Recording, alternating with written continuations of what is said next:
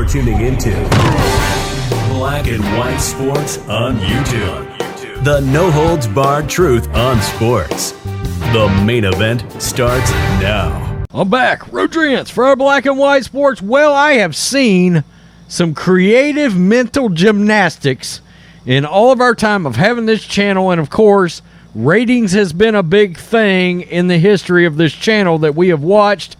I cover it now mainly over on the other channel, but when I saw this and I saw what ESPN and the NFL were trying to pull, also let's not forget we got to throw in the Marxist Disney of China in there as well, because they actually own ESPN. When I saw the kind of unadulterated bullshit spin they are trying to sift this Monday Night Football rating into, I was like, oh, wait a minute.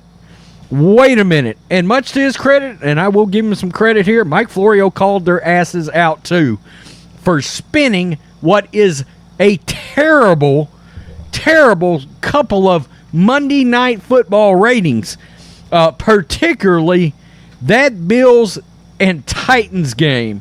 Okay, now mind you, we're talking about a game where you initially tune in, right? And yeah, it was a blowout. Doesn't matter. I mean, that's a terrible number for an ESPN game, okay? And they tried to get creative, but their asses did get caught, and they are sure getting called out for it. Absolutely. Monday Night Football doubleheader produces 20.6 million total viewers during overlap. Florio's trying to be cute here, and bravo, that's funny. It's harder than ever to sift through the spin and smoke when it comes to viewership numbers. ESPN and ABC had plenty of extra fodder for spinning and smoking on Monday night with an overlapping doubleheader. Here are the basic raw numbers. Titans and Bills on ESPN. Okay? ESPN. ESPN2 and ESPN Deportes. 7.9 million viewers. That is terrible. That is horrible. Vikings and Eagles on ABC. Free network television. Antenna television, folks. And ESPN Plus averaged 12.9 million viewers.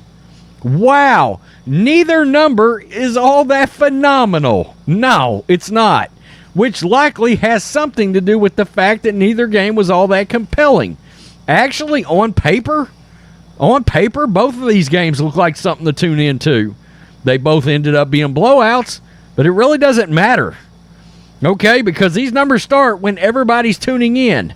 Here's where Florio nails them, and he's absolutely in the right for nailing them.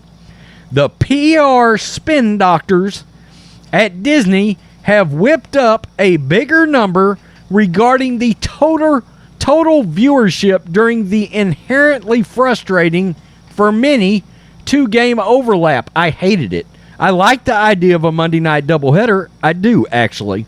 Actually, what I like more is Monday night and Tuesday night football like we got during the pandemic. 2-game overlap. The 2 games being played at once generated an average audience of 20.6 million viewers on all networks. Okay?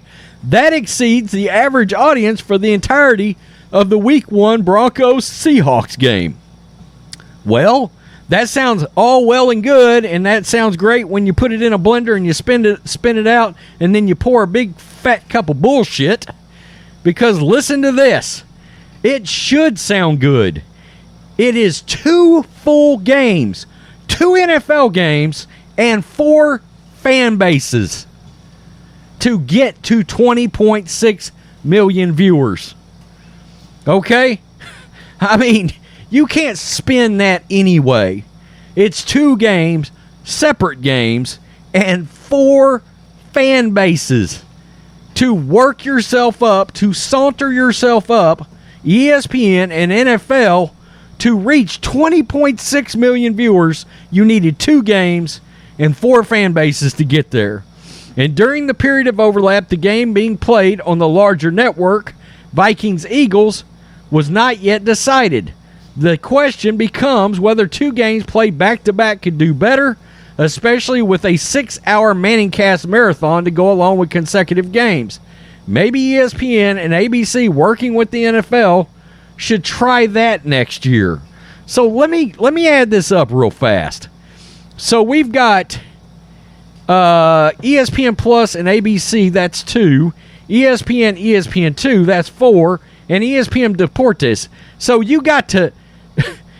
it took you 2 games, 4 fan bases, 4 teams, and 5 networks to get to 20.6 million viewers. I have, and look, ESPN and the NFL, ESPN is the worst at doing exactly what you are seeing right now.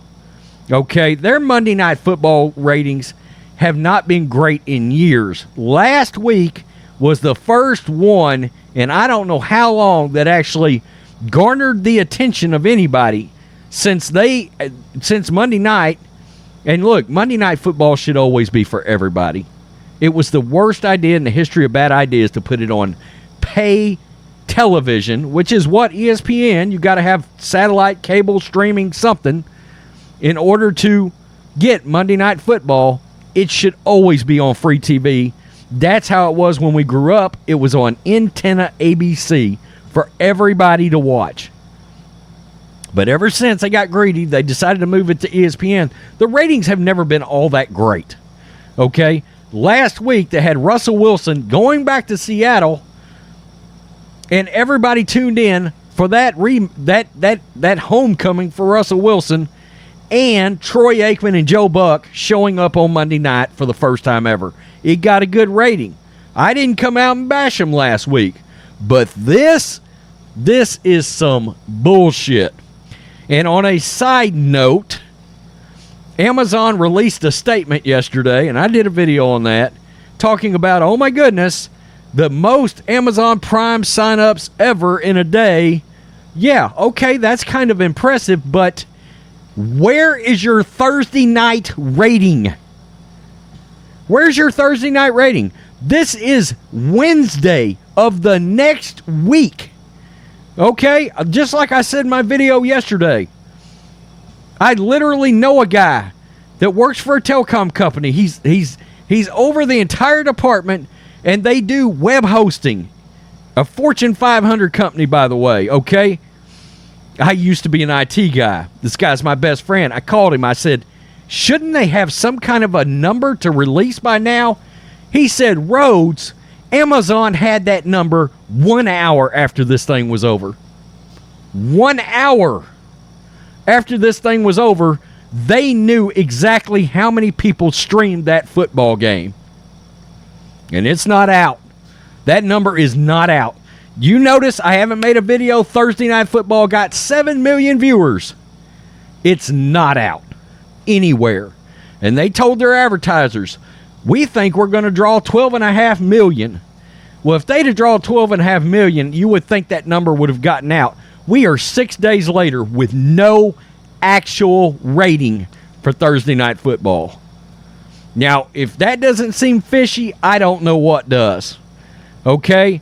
And that, look, they tried this. I said yesterday, they tried this with Lord of the Rings, Rings of Power, or whatever that crap is that everybody, actual Lord of the Rings fans actually hate. They tried that. And then when the numbers actually started fully coming out, you found out they got the brakes beat off of them by Kenobi, by House of the Dragon, Game of Thrones. All this pumping up that Amazon tried to do to brag, you found out all these other series had beaten the brakes off their new Lord of the Rings show on how many people actually watched when the curtain got peeled back. Where are the Thursday night ratings at? Where are they, NFL?